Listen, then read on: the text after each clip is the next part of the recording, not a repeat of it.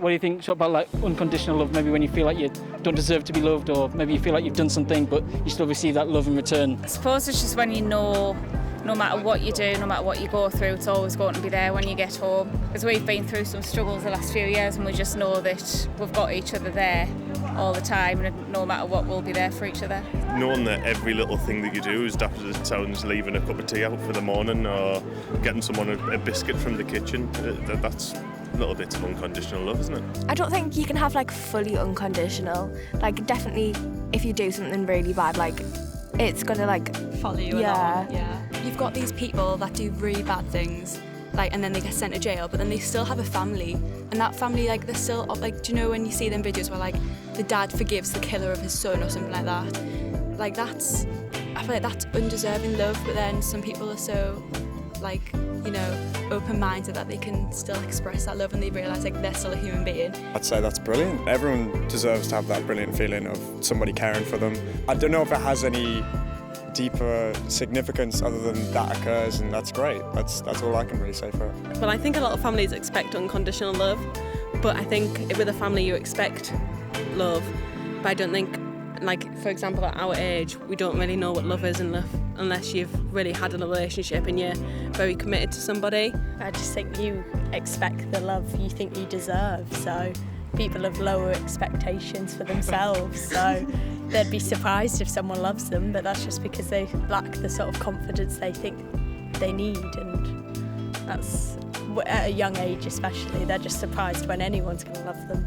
You've got to be sorted out yourself before you can start like giving love to other people and receiving it, because otherwise you're just sort of stuck there in like any relationship is bound to just be unequal, because if you can't feel them feelings towards the other person and feel like you deserve the feelings you're getting back, then you've just messed up really, and you need to just sort your head out. And I don't know, I mean, if someone's giving you the love that you don't think you deserve, you probably do, you just aren't in the right mindset to receive it really. If you do something bad, then you don't, only for a certain time. I mean, everyone deserves some kind of love, otherwise you'll just be alone. There's a certain amount of guilt sometimes, you know, when I treat her bad and I know I shouldn't have, and I hope she feels the same but we all have our off days, and that's what it's about. It's me thinking, you know, maybe she's not having a good day today, so, you know, it's not her fault, you know, and I'm here to take that sort you of... work at it. Yeah.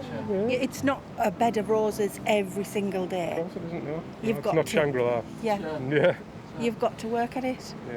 Have you ever thought maybe receiving love from a god or from a creator?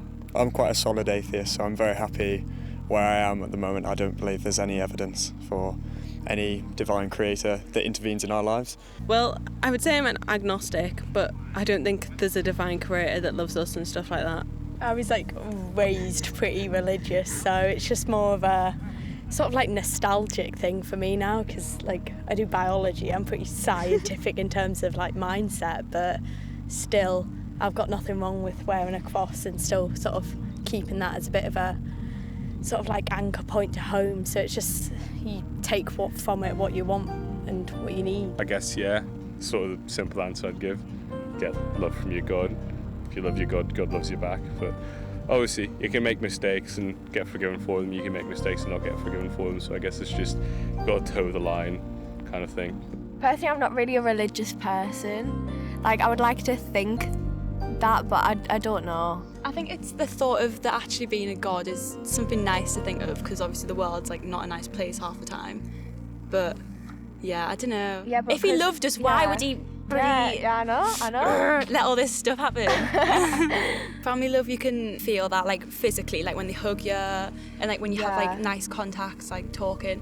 But then like I feel like God love is like you just like you want to think it's there. That's what I mean, it's a nice thought. I'm not really sure because I don't really have a feeling to a God, but I guess some people believe in things where they do love a God that they don't know as much as a person. I was raised Anglican and went to a Catholic school, so I've seen that side of things. It's not necessarily something that I practice, it's not necessarily something that I honestly say I still believe in, but we've seen with your brother-in-law, his dad was a vicar, and his dad passed away. Seeing his belief that his dad was in a better place now anyway, it was really nice. I think we were quite jealous of his faith then, weren't we? I don't think love's given to us by another being.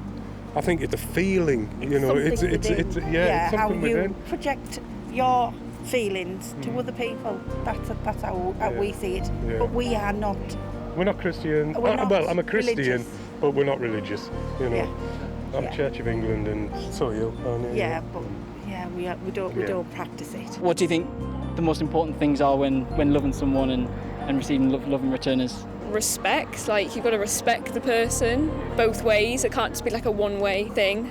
How would you sum up love in one sentence or one word? Just amazing, I'd say. And like I say, just being content.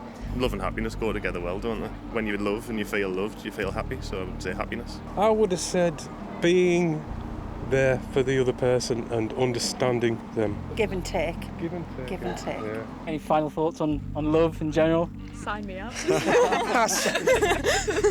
You can't find it on Love Island. Nice. World needs more of it. We got a lot of great answers, and thanks for everyone who answered our questions. And yeah, as Christians, we believe that love is more than just a feeling. That commitment, responsibility, and sacrificing ourselves to one another is ultimately manifested in God's love for us. And Romans 5:8 tells us that God shows his love for us in that while we were still sinners, Christ died for us. And as Christians, we believe that the biggest claim of love is God sending his only son for us and dying on the cross.